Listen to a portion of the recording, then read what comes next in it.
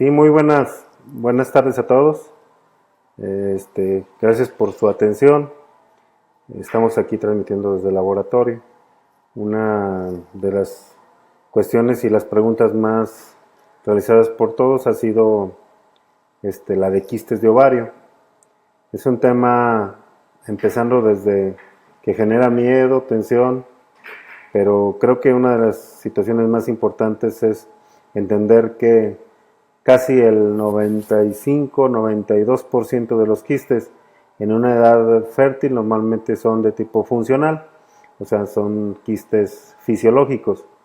Diríamos, la gente dice, oiga, no puedo tener hijos porque me dijeron que tenía quistes. Creo que debemos de entender ese concepto. Si la mujer no tuviera quistes funcionales que se van a convertir en óvulos, que maduran esos quistes con una yemita que tienen adentro, pues no podrían tener hijos, tendríamos que poner óvulos donados.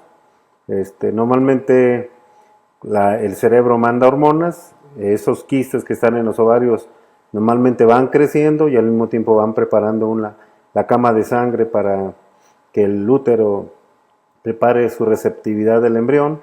De pronto, cuando llega a una madurez entre 18 y hasta 23 milímetros en forma fisiológica, el huevito truena. En ese momento ya hay una cama de sangre preparada y hay moco en el cuello que genera la abertura cervical y por lo tanto facilita la penetración del esperma si se tiene relación sexual. El óvulo es capturado por la trompa, a través de movimientos amboideos lo va trasladando los cilios de la fimbria, de la parte final de la trompa, hasta llegar al tercio externo de la trompa, esperando ahí al esperma, que en oleadas, primero a nivel cervical y posteriormente una migración rápida, llegan a la unión de la trompa a nivel de lo que se llama istmo con ámpula, y de ahí en una especie de grupos de unos 200,000 espermas corren a buscar al óvulo hasta que lo encuentren, realizando ahí la fecundación. Esto, donde ovuló, se llama después cuerpo lúteo, y este cuerpo lúteo prepara el útero en ese primer nivel donde hubo estrógenos, libera una hormona llamada progesterona con la ovulación, y entonces la cama de sangre tiene estrógenos y progesteronas como hormonas primordiales que generan receptividad. Todo esto lo hace de mes a mes, generando un proceso, no nada más de menstruación, sino de ovulación y preparación para la implantación. Esto sería funcional. Sin embargo, hay mujeres que tienen algunas tipo de, no diríamos patologías, sino variantes en lo natural, como las pacientes cuando arreglan, que hay veces que tienen folículos que normalmente deben de tener menos de 8 milímetros, tienen quistes o folículos que tienen 10 o 12, con otros que tienen 3 o 5, entonces hay una desvarianza entre unos folículos y otros, y eso les da problemas porque ocasionalmente pueden presentar ovulaciones tempranas ante una cama de sangre que no tiene capacidad de recibirlos, nos puede dar amenazas de aborto o nos puede dar no embarazos, una falta de sincronía. También tenemos pacientes en los cuales llegan al momento de la ovulación y los folículos llega el momento de la ovulación y no hay el disparo de la hormona gonadotrofina coriónica que genera el disparo de la ovulación, y el quiste sigue creciendo, ese folículo que funcionalmente estaba, sigue creciendo hasta seguir perpetuando, y entonces va a generar un trastorno donde, como en una línea de producción, altera los de adelante y altera los de atrás, manifestando a veces retrasos menstruales, otras ocasiones trastornos de regla previa a la fecha esperada de menstruación, y que esto lo llegan a ver en ocasiones cuando hacen un ultrasonido. Ocasionalmente un doctor puede hacerle un ultrasonido a una paciente y decirle, tienes un folículo que normalmente es funcional, porque es normalmente ultrasonográficamente de características oscuras, no tiene adentro ningún dendritus o como, ¿qué le dirás? Como basuritas adentro. Y estos quistes normalmente pues tenemos que resetear otra vez la máquina dando anticonceptivos hormonales que se llaman secuenciales por 1 o 2 meses, esperando que el cuerpo resetee y regrese otra vez a trabajar en forma normal. Si nos ponemos a pensar, esto normalmente ocurre, el cuerpo humano puede tener algunas veces no ovulaciones y algunas veces malas ovulaciones. Sin embargo, cuando me hacen un primer ultrasonido y alguien me diagnostica un quiste y me quiere operar, lo primero que tenemos que analizar es la evolución de los quistes. Estos quistes debemos de verlos a veces en tiempo. Si lo vemos a la mitad del ciclo, a la mitad del mes entre una regla y otra, podemos pensar que está cerca de la ovulación o que ya pasó la ovulación en otro no. Debemos de compararlo en relación al tiempo, checándola cuando menstrua, o esperarnos un mes y volver a ver cómo vemos a la paciente. Entonces, cuando vemos esto y tenemos algún tipo de alteraciones, porque hay veces hasta 2 meses y no truenan, cuando las vemos para iniciar un tratamiento de reproducción, los folículos, todos los quistecitos deben de estar chicos, menos de 8 centímetros, 8 milímetros, repito.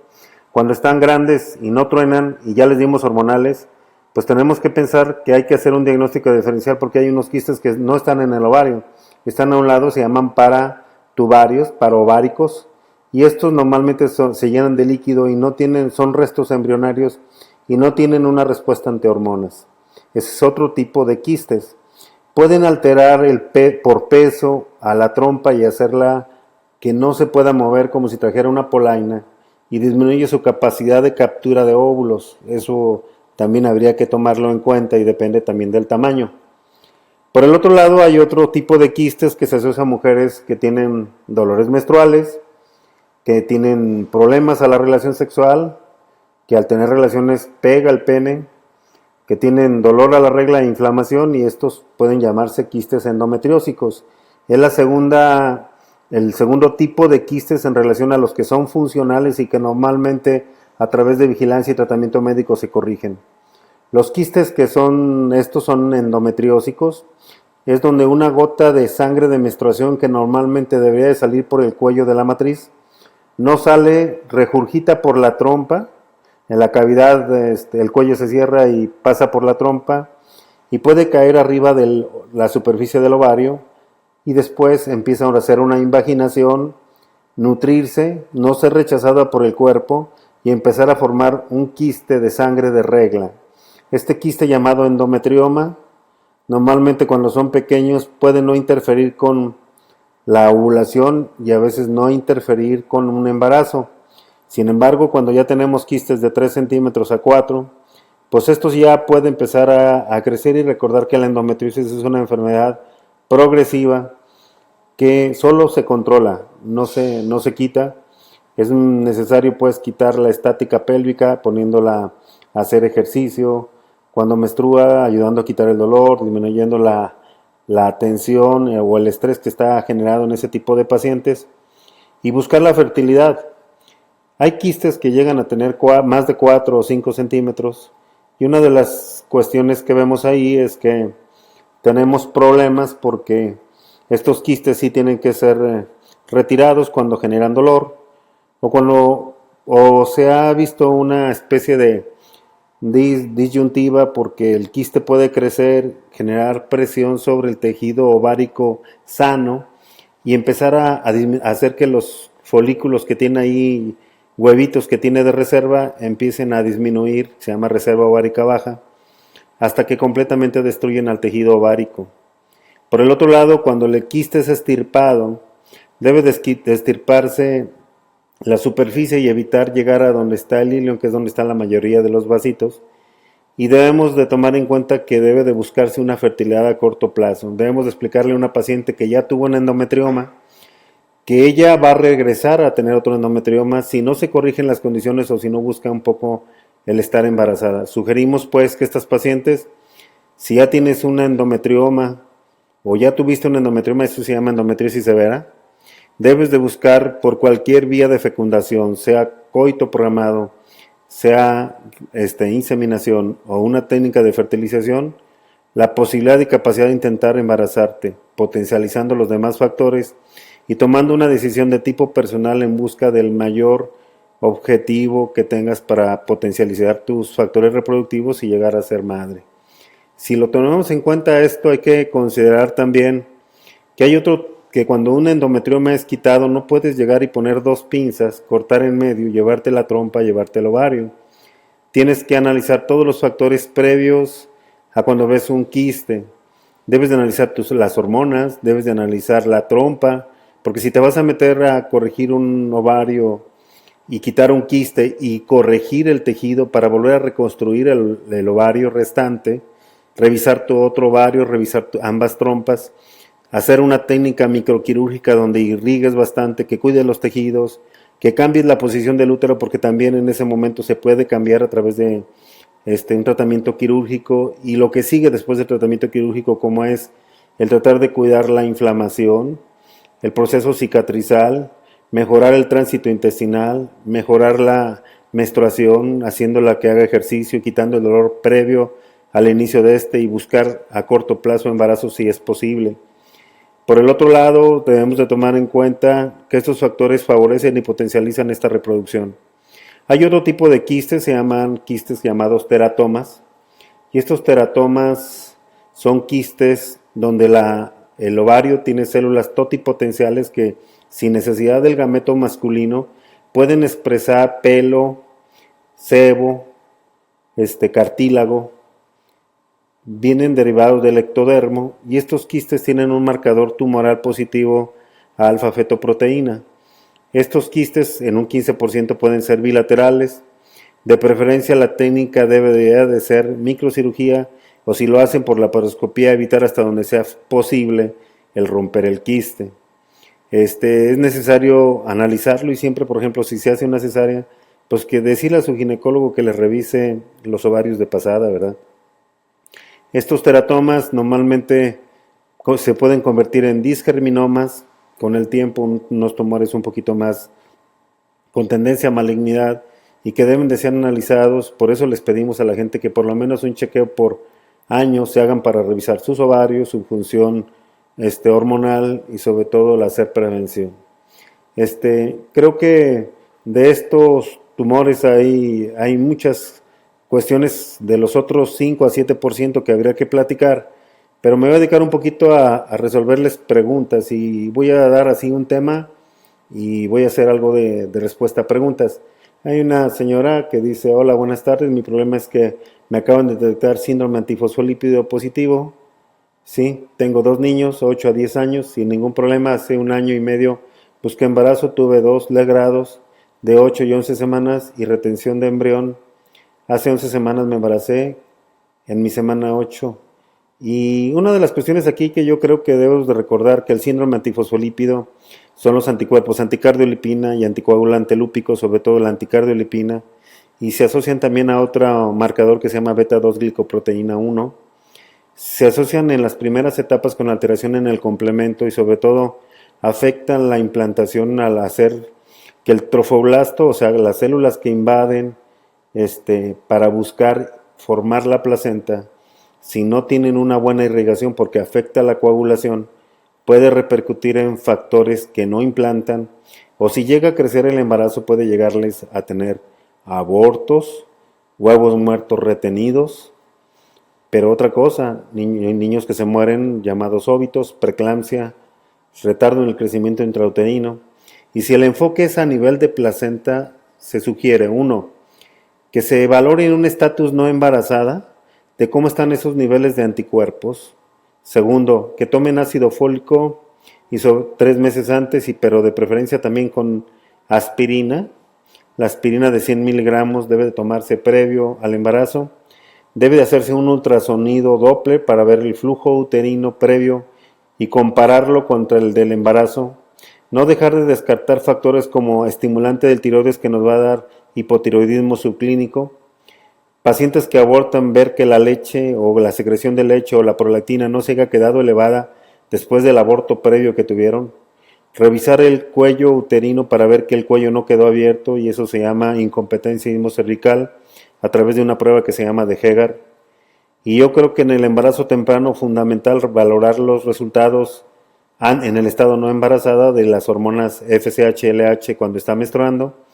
Y otro estudio sería pedir las de la fase lútea, que es la progesterona, el estradiol, la estimulante del tiroides, como lo comenté, y la prolactina. No debemos de descuidar también el factor masculino, dándole ácido fólico y revisando también qué condiciones podríamos tener.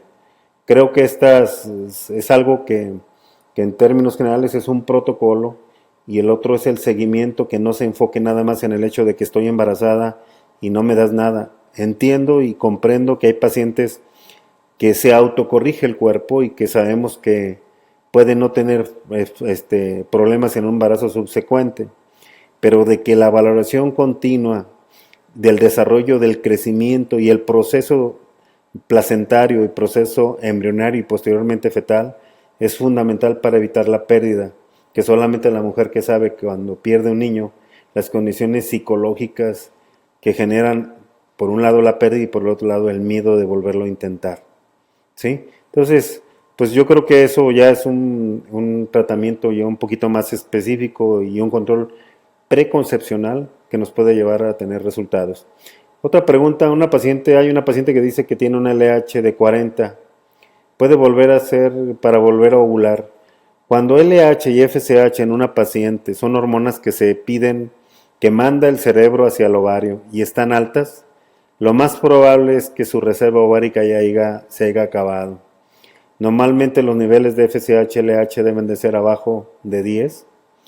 Entre 10 y 20 puede considerarse como reserva ovárica y esto se tiene que comparar contra la cantidad en un ultrasonido de la cantidad de huevos que se le ven al momento de hacerle un ultrasonido. Debemos recordar que a veces los estudios de laboratorio realizados en laboratorios que no tienen tanto nivel de calidad pueden darle falsos positivos o falsos negativos. Por eso valore en un estudio fundamental para usted para saber si puede o no puede tener de sus óvulos hijos, es que tenga un laboratorio de confianza que le haga estudios específicos hormonales para que pueda tener una certeza en cuanto a diagnóstico y por ende en tratamiento. La otra cosa es el ultrasonido para ver cuántos folículos tiene. Recordando, si en una carrera yo veo 3 niños para correr, cuando llegan a la meta o llegan 3 o llegan menos de 3. Y me refiero a los folículos. Si una paciente tiene un folículo, pues nada más tiene un solo huevito y llega a ese o no va a llegar a la ovulación. Entonces, hay que tomar en cuenta ese factor más la edad. Recordar que la edad no es un marcador, es un marcador cronológico, pero no necesariamente es un marcador endocrinológico del grado de edad que hormonalmente hablando que tiene una paciente. Debemos de analizar cada paciente antes de desecharla. Ese es un punto de vista. Dice, hola doctor, cuando uno no tiene una trompa, ¿qué posibilidades hay de que se embarace? Primera situación, 1, la causa por la cual no la tiene. Es una obstrucción, las causas pueden ser 3. Una cirugía, que puede ser un ectópico, 15% que repita en la otra trompa. 2, que haya sido por una infección que se haya obstruido, que también la enfermedad pélvica inflamatoria y más cuando hemos dicho que el coito rectal sin protección, o sea, sin preservativo, puede contaminar tanto pene y vías seminales como también las trompas. Y el otro es la endometriosis, pero con una trompa sana, por eso siempre cuando vamos a hacer un ectópico revisamos la trompa contraria para ver cómo está. Si la trompa está sana, con una trompa tiene para embarazarse, pero no nada más es la trompa, es también la ovulación, el esperma y los otros factores que pueden decirnos si la paciente tiene condiciones para embarazarse con una sola trompa. Eso es indiscutible. Cuide su trompa, evite infecciones, trate de hacer un sexo seguro con su pareja. Y otra cuestión que para mí yo la considero importante, pues yo creo que tiene que tener un diagnóstico para poder decir cuál es su potencial. Otra paciente dice, doctor, ¿una trasplantada renal puede embarazarse y qué riesgos tiene? El trasplante renal tenemos que tomar en cuenta varios puntos. 1, si yo tengo un trasplante renal, ¿qué tipo de medicamentos estoy tomando para que mi trasplante no sea rechazado? 2, ¿qué nivel de creatinina D tengo con mi riñón trasplantado? Y 3, ¿qué condiciones tengo yo de estabilidad, que no haya tenido infecciones urinarias ni datos de creatinina arriba de 1.5 o 2 que me puedan llevar a un embarazo, porque el embarazo tiene una carga sobre la función renal, donde un riñón de 8 centímetros puede llegar a crecer hasta 12 centímetros porque depura la sangre de la paciente como depura la sangre del producto. ¿Y cuál fue la causa por la cual le trasplantaron su riñón?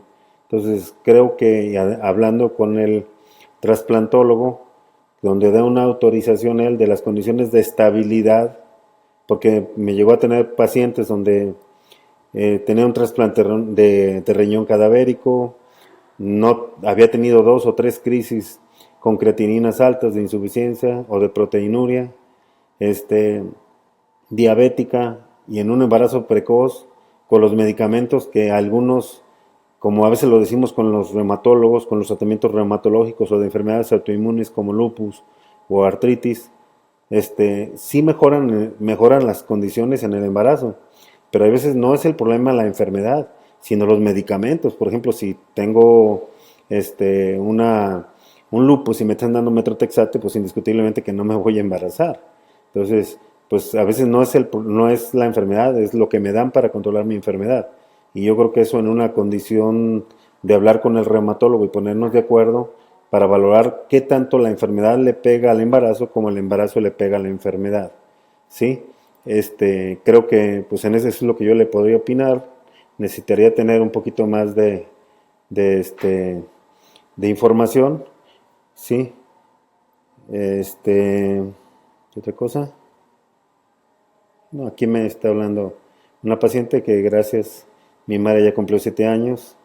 Por acá nos dicen que gracias por sacarla de mi panza. Pues yo creo que la función más importante de un doctor es hacer su vocación de ayudarle a Dios a transmitir la vida y ayudar a la gente en su sueño de buscar esto. Yo creo que me siento orgulloso de la vocación por la cual Dios me dio la posibilidad de estudiar y seguir estudiando en ayudarle a la gente a ser padres. Otra paciente dice, ¿qué relación tiene la resistencia de insulina con el ovario poliquístico? El ovario poliquístico es una manifestación donde hay una tendencia de tipo genético a presentar una enfermedad donde los folículos se quedan estacionados. El disparador tiene un componente de tipo ambiental, o sea, vamos, naces con esa tendencia o herencia, pero para que se exprese, tus malos hábitos alimenticios de hacer 2 comidas al día o de comer en menos de 10 horas 3 comidas y 14 horas no comer, hacen que la insulina empiece a generar resistencia para hacer un estado donde guarda el alimento y puede tocarte desde mujer muy güerita, delgada con acné, hasta gordita con muchos huevitos. Y en tratamientos de reproducción nos cuesta mucho trabajo. Bueno, para empezar, resistencia a la insulina deben de tomar en ovario poliquístico la paciente debe tomar metformina, por lo menos 3 meses antes de que intente embarazarse. Si alguien la quieren meter a tratamiento de reproducción, sea por coito, sea por inseminación artificial o sea por fertilización in vitro, 3 meses antes deben de ingerir, además de ácido fólico, deben de ingerir metformina, deben de llevar un control metabólico. 30% del tratamiento de ovario poliquístico es control por la paciente de su peso y de sus horarios de alimentación, sobre todo la insulina ingiriendo alimentación cada 4 horas. No decimos que aumente de peso, decimos que controle la insulina. Por el otro lado, control de las hormonas previos a la estimulación ovárica. Si la LH está alta y me van a dar medicamento para hacerme ovular, nos cuesta trabajo que responda el ovario. Y aún en pacientes en las cuales les hemos dado citrato de clomifeno y no responden, estas pacientes deben de ser candidatas a tratamiento con inyectables, conociendo el tipo de paciente y la respuesta, porque hay veces que en un solo tratamiento no podemos valorar qué tanto responde la paciente a tener una respuesta ovulatoria adecuada a un tipo de relación, sea coito programado o inseminación. Yo tengo a mi hijo a pesar de un embarazo de oro, riesgo hace 12 años, y me hicieron una estereotomía. Ha de ser una histerectomía. Y parece muchos bochornos. Ya usted solo ve señoras embarazadas. No, sí vemos también de otro tipo de pacientes. La cuestión aquí es, si le quitaron su matriz, y yo creo que le quitaron los ovarios, es necesario ver la transición entre lo que le quitaron. Por eso yo no soy muy común. Si me van a quitar la matriz, pues debe de valorarse las condiciones que tengo en mi función de que los ovarios puedan funcionar o no y puedan quedarse, a menos que hubiera un factor de tipo cáncer que nos pudiese repercutir, pero si no, dejen los ovarios hasta que, por lo menos uno, hasta que venga la menopausia fisiológica. En el tratamiento de lo que tiene de bochonos, pues sí necesitan, sí, una valoración y tratamiento, y con todo gusto pues la atendemos por acá, ¿sí? Es posible envasarme si tengo una salpingo y me hice una manga gástrica. En la manga gástrica es necesario recordar que ahí está la absorción del ácido fólico. Tenemos que ver cómo están sus niveles de hemoglobina y hematócrito para ver qué tan anémica está, o si no lo está, qué condiciones tiene. Y si tiene salpingo, tenemos que tomar en cuenta dos puntos: la edad que usted tiene, la función ovárica, porque imagínense que nos ponemos a reconstruir unas trompas y los ovarios ya no funcionan, o bien le cortaron mucho en sus trompas y pues recanalizas. Las dos cuestiones cuando estoy ligada son: o me recanalizan las trompas o me meto a una técnica de fertilización in vitro. ¿Qué tenemos que hacer? Pues yo creo que analizar a cada paciente desde las perspectivas de edad, dónde está la obstrucción, cuánto de distancia tiene entre los cabos, qué respuesta hormonal tiene, para poder decidir en forma de un consentimiento informado, que ustedes decidan qué es lo que ustedes toman en cuenta y a qué tipo de tratamiento con la asesoría médica obviamente se puede realizar. ¿Sí? Bueno, pues yo creo que hay muchas preguntas todavía, estamos para servirles. Les vamos a recordar que estaremos por aquí hablando de ustedes de diferentes temas. Creemos que esta es una buena vía de transmitir información, educación, y sobre todo que las gentes que a veces por algún motivo no pueden, pues podamos resolverles dudas y apoyarles en sus tanto de cuidar su salud como su sueño de ser madres. Agradezco su atención y nos vemos en la próxima sesión. Por acá estaremos. Muchísimas gracias, muy buenas tardes y saludos a todos. Dios los bendiga.